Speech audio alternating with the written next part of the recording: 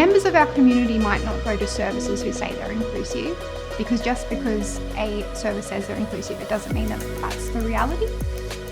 We're a pretty small community, so if one person has a negative experience where they don't feel included within a mainstream service, that information is going to get passed on and creates additional barriers for potential future clients accessing a service and feeling safe there. Individual professionals can hold harmful views or have a misunderstanding about diverse genders and sexuality. And in that context, when the professional has a poor understanding, the LGBT person might find themselves explaining their gender or explaining their sexual practices to the clinician, and that's creating further stress for the person who it might just be the worst day of their life.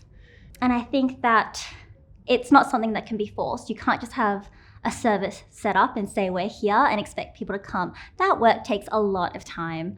That work takes a lot of, I think, proactive considerations towards people who might not be trusting of services. I think making services more accessible to LGBTQ people seeking support would start from really understanding that the community is not a homogenous group, that there's intersections within the community itself, which mean that their experiences of violence and abuse might look different from one another.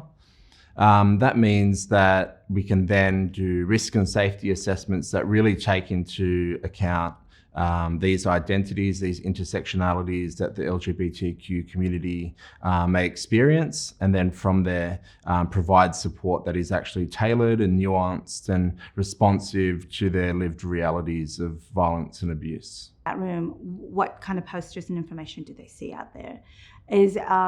Do you have the rainbow flag? Do you have, posters with the diversity of people on there?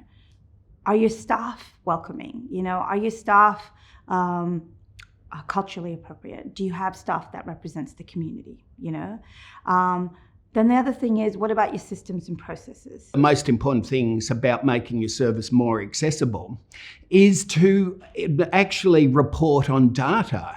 In your reports, on your website, in your annual report about how the LGBTQ community accesses your service.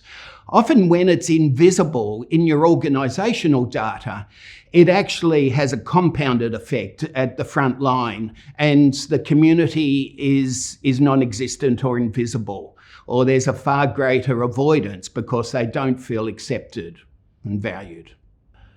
Also, to make your service more accessible, you really need to have partnerships with LGBTQ specific services. Because as a domestic violence program, we tend to be working in the mainstream context that we really do need to have that specialist practice, wisdom, advice.